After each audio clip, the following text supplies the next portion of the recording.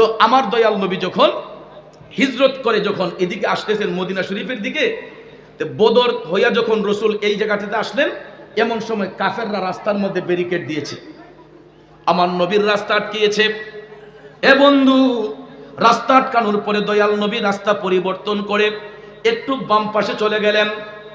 যেখানে রসুল অবস্থান করলেন সেখানে জায়গাটা ছিল অনেক উঁচু, অনেক উঁচু জায়গা বাইয়া উঠতে সাহাবায়ে কেরামের গলা শুকিয়ে গেছে। বাবারে, অনেক দূর হাঁটার পরে আমার নবীর সাহাবাগণ তাদের গলা যখন শুকিয়ে গেল, তারা পিপাসার্থ হয়ে গেলেন। সব ক্ষুধা নিবারণ করা যায়, পানি পিপাসা কিন্তু নিবারণ করা কষ্ট হয়, ঠিক না বেঠিক? সাহাবায়ে কেরাম আমার দয়াল নবীর কদম মুবারক আইসা অ্যাপ্লিকেশন করলেন, নবী গো, ইয়া রাসূলুল্লাহ, আমাদের গলা শুকায়া গেছে, এই মুহূর্তে আমাদেরকে পানির ব্যবস্থা করে দেন। আমার নবী কি উম্মতের কষ্ট সহ্য করতে পারেন? দয়াল নবী আমার সাহাবায়ে কেরামকে বললেন, তোমরা দেখো আশেপাশে খুঁজা কোনো পানির কূপ আসেনি। তখন সাহাবায়ে কেরাম তারা খুঁজতে দেখতেছেন একটা কূপ আছে, কিন্তু এটার মধ্যে পানির ময়লা, পানি কি পানির মধ্যে আবর্জনা, কূপ তো পানির মধ্যে ময়লা আবর্জনা। তখন ভাইয়ার আমার, বন্ধুরা আমার, আল্লাহ রাব্বুল আলামিন কুদরতের জবান দিয়ে ফেরেশতা জিবরাইল আলাইহিস সালামকে বলেন, ও জিবরাইল, যাও আমার হাবিবকে গিয়ে বলে দাও যে এই কূপের মধ্যে আমার হাবিবকে বলে একটু মেডিসিন দেওয়ার জন্য। মেডিসিনটা কি জানেন? আমার নবীজির থুতু মুবারক। আরো জোরে কোন সুবহানাল্লাহ। এ বন্ধুরা আমার, বাবাজিরা, ওই সমস্ত মূর্খ শায়েখগুলো আমার নবীকে নিয়ে বিশ্রী মন্তব্য করে রে, ওই মূর্খ বিয়াদব শায়েখগুলা পানির মধ্যে যদি সেপ দেয়, পানির বরকত বাড়বে না কমবে? ঘৃণা করে মানুষ খাইব জীবনে, কিন্তু আমার নবীর থুতু মুবারক এটা তো নূর মুবারক। আমার নবীর থুতু মুবারক এটা নূর মুবারক। বন্ধুরা আমার, বাবাজিরা, মায়ার নবী, দয়ার নবী, আল্লাহ পাক জিবরাইল আলাইহিস সালামের মাধ্যমে ওহী পাঠাইলেন যে হাবিবকে গিয়ে বলো, আমার বন্ধুকে গিয়ে বলো একটু মেডিসিন দেওয়ার জন্য। সঙ্গে সঙ্গে দয়াল নবীজি একটু থুতু মুবারক এই কূপের মধ্যে দেওয়ার সঙ্গে সঙ্গে পানির কূপটার পানি এত পরিষ্কার হয়ে গেল গো, যেরকম ভাবে ফ্রেশ পানি, মাম পানি ফিল্টারিং করলে যেরকম বাহির থেকে দেখা যায় ভিতর থেকে দেখা যায়, আমার দয়াল নবীর থুতু মুবারকের বরকতে এই পানিটা এত সুন্দর ফটফটে হয়ে গেল। মুফাসসিরিনে কেরাম বলেছেন, যদি একটা সুইও নিচে পড়ে থাকতো, এই সুইটা পর্যন্ত উঠানো সম্ভব হইতো। পানির তলদেশে, কূপের তলদেশে একটা সুই যদি পড়ে থাকতো গো, এই সুইটা পর্যন্ত উঠানো সম্ভব হইতো একমাত্র আমার নবীর থুতু মুবারকের বরকতে। কথা কোন ঠিক না বেঠে? আমার বন্ধুরা, বাবাজিরা, তাইলে আমি যে আলোচনা যেখান থেকে শুরু করেছিলাম, মূল আলোচনাটা ছিল আল্লাহ তাআলা ডাক দিয়া কয়, হাবিব, আপনার জুতা মুবারকের ধুলি দিয়ে আমার আরশকে ধন্য করে দেন। তাইলে চিন্তা করেন, যেই নবীর থুতু মুবারকের, যেই নবীর কদম মুবারকের, জুতা মুবারকের ধুলায় আরশ আল্লাহ ধন্য হইয়া যায়, ওই নবীর গোলামি করার প্রয়োজন আছে না নাই? সাহাবায়ে কেরাম গোলামি করছেন দিকা তারা জান্নাতের টিকিট পেয়েছেন। আল্লাহর ওলিগণ নবীর গোলামি করছেন বিদায় তারা আল্লাহর বন্ধু হয়েছেন।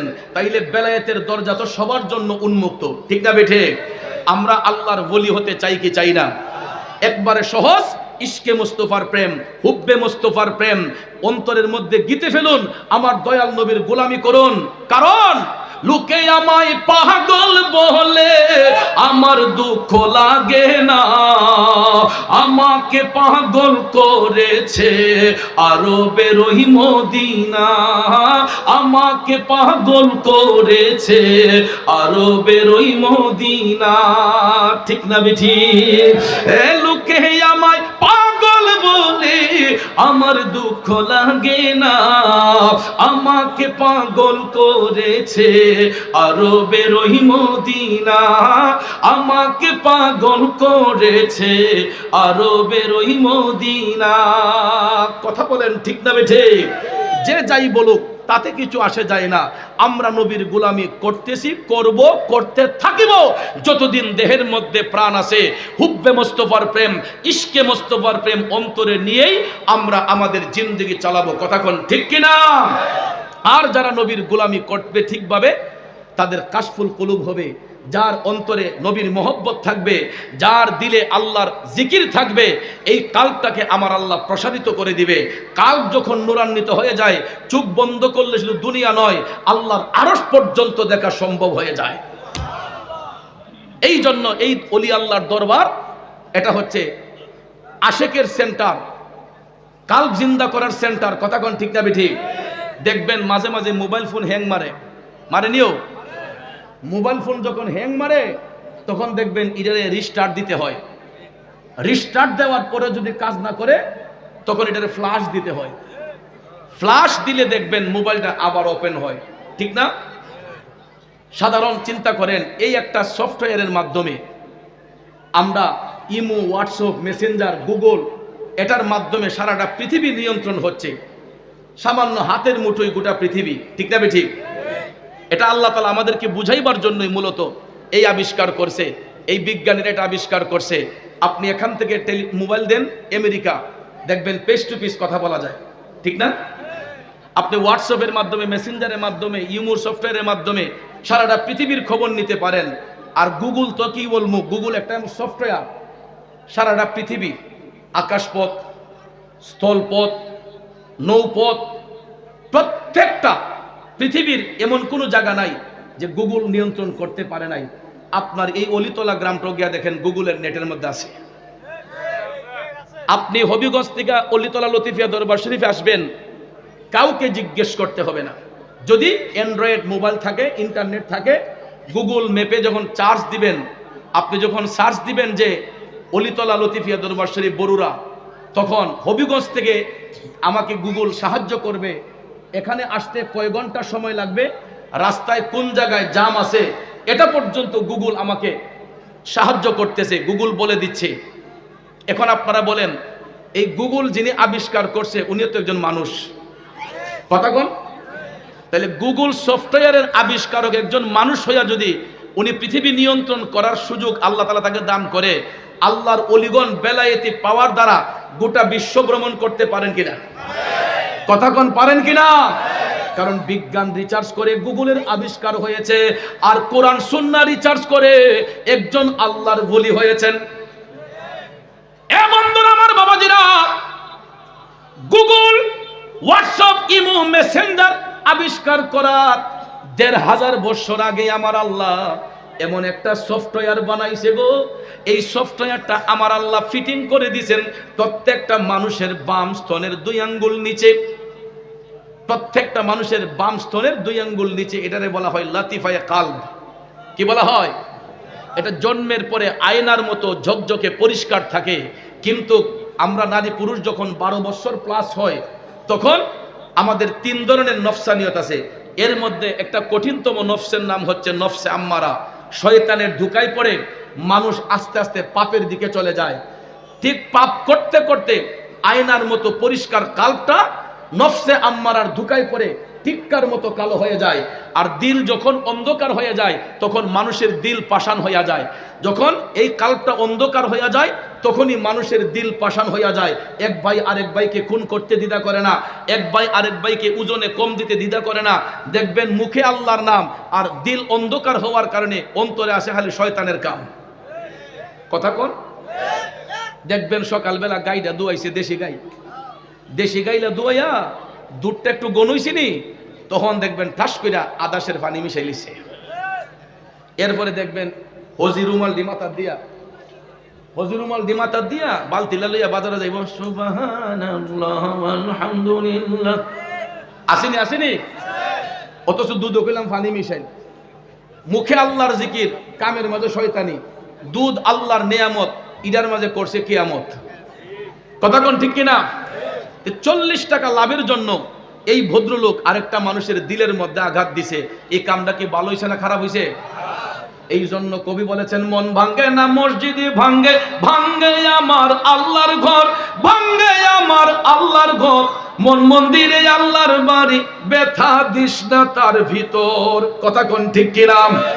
নামাজ পড়েন, রোজা রাখেন, আল্লাহ চাইলে কবুল করতে পারে, নাও করতে পারে। কিন্তু বান্দা যদি বান্দার মনে কষ্ট দেয়, ওই বান্দা যতক্ষণ ক্ষমা না দিব আমার আল্লাহ তাআলাও তারে ক্ষমা দিব। বুঝছা শুননা? এই জন্য আগে দিল পরিষ্কার করতে হবে, আর কাল্ব যদি পরিষ্কার করতে হয় আল্লাহর ওলিদের দরবারে আসতে হবে। ঠিক না বেঠিক? আল্লাহর ওলিদের দরবারে আইসা তরিকতের তালিম যখন নিবে তখন দেখবেন আস্তে আস্তে যেরকম ভাবে ফ্লাশ দিলে রিস্টার্ট দিলে মোবাইলটা আবার ওপেনিং হয়, ঠিক তদ্রুপ ভাবে আল্লাহর ওলিদের কাছ থেকে আইসা শিক্ষা গ্রহণ করলে এই কালবের ময়লাটা পরিষ্কার হবে। মানুষের জিকিরের একটা সিরিয়াল থাকবে, আদবের সিরিয়াল থাকবে, কাজের সিরিয়াল থাকবে, যেমনটা শিক্ষা দিতেছে আমাদেরকে লতিফিয়া দরবার শরীফ। ঠিক না ঠিক? এই আল্লাহর ওলির দরবারে আসার পরে আমারও অনেকটা শিক্ষা হয়েছে। আমি নিজে একজন দরবারি মানুষ। আমার দরবারের নাম স্নানঘাট লতিফিয়া দরবার শরীফ, আমার দাদা হুজুরের নামে স্নানঘাট লতিফিয়া দরবার শরীফ। আর এটা হচ্ছে গিয়া বরুরা অলিতলা লতিফিয়া দরবার শরীফ। খালি দুইটা ইসিমের বেশ কম, একটা হচ্ছে স্নানঘাট আর একটা অলিতলা, আর নাহলে লতিফিয়া দরবার শরীফ নাম ঠিকই আছে। ঠিকই না? তো যেই কারণে এটা সুন্নিয়তের একটা মার্কাজ। আমারটা যেমন সুন্নিয়তের মার্কাজ, এটাও সুন্নিয়তের মার্কাজ। এটা বড় পরিসরে হয়েছে, আমারটা একটু ছোট পরিসরে হয়। কিন্তু ভাইয়ার আমার, ছোট হোক বড় হোক, প্রত্যেকটাই মদিনাওয়ালার দরবার। কথা কোন ঠিক না ঠিক? আমার ওলিদের দরবার মানে কি? এটা মদিনাওয়ালার দরবার, নেগাহে করে মরুশিলায় নবীজির। কথা কোন ঠিক কিনা? তো ভাইয়ার আমার, পিসা হুজুরকে আমি আজীবন দাওয়াত দিয়ে দিয়েছি, কইছি আমার দরবারের মাহফিল যতদিন চালু থাকবে আর আপনি দুনিয়ার জমিনে যতদিন বাচ্চা আছেন, পুষ মাসের প্রথম শুক্রবার আমি পিসা হুজুরের দাওয়াত করে দিছি। ইংরেজি যেই ডেটই পড়ে, তবে আগামী মাহফিল পড়বে 19 ডিসেম্বর। 19 ডিসেম্বর। তো আমি পিসা হুজুরে অনেক শ্রদ্ধা করি, আমার তো বাবা নেই, তো এই জন্য আমি ওনাকে বাবার আসনে রেখেই আমি ওনাকে সম্মান করি, তাজিম করি, কারণ ইজ্জত দিলে ইজ্জত পাওয়া যায়। আমি যেরকম ওনাকে সম্মান করি, উনি আমাকে সন্তানের মতো স্নেহ করেন। তা আমি বলছি বাজান, যতদিন আমার দরবার শরীফ মাহফিল চলমান থাকবে, আমি যতদিন বাচ্চা আছি আর আপনি যতদিন দুনিয়াতে বাচ্চা আছেন, আমার দরবারের মাহফিলে আজীবন দাওয়াত দিয়ে দিছি। পিসা হুজুর আমাকে বলছেন যে বাবা তুমি আসবা, গত বছর আমাকে বলে দিছিলেন, তো ইনশাআল্লাহ না বললে আসবো, কারণ এটা তো আমাদের দরবার। সুন্নি দরবার মানে আমাদের নিজেদের দরবার। কথা কোন ঠিক না ঠিক? সুন্নি দরবার মানে হলো আমাদের নিজেদের দরবার। এগুলো আসতে হবে নিজের তাগিদে, নিজের টানে, প্রেমের টানে আশেকরা আসবে। কথা কোন ঠিক না ঠিক? এই জন্য ভাইয়ার আমার, বন্ধুরা আমার, সুন্নি মাহফিল যেখানে হবে সেখানে আমরা দলে দলে যোগদান করব। ঠিক কিনা বলেন?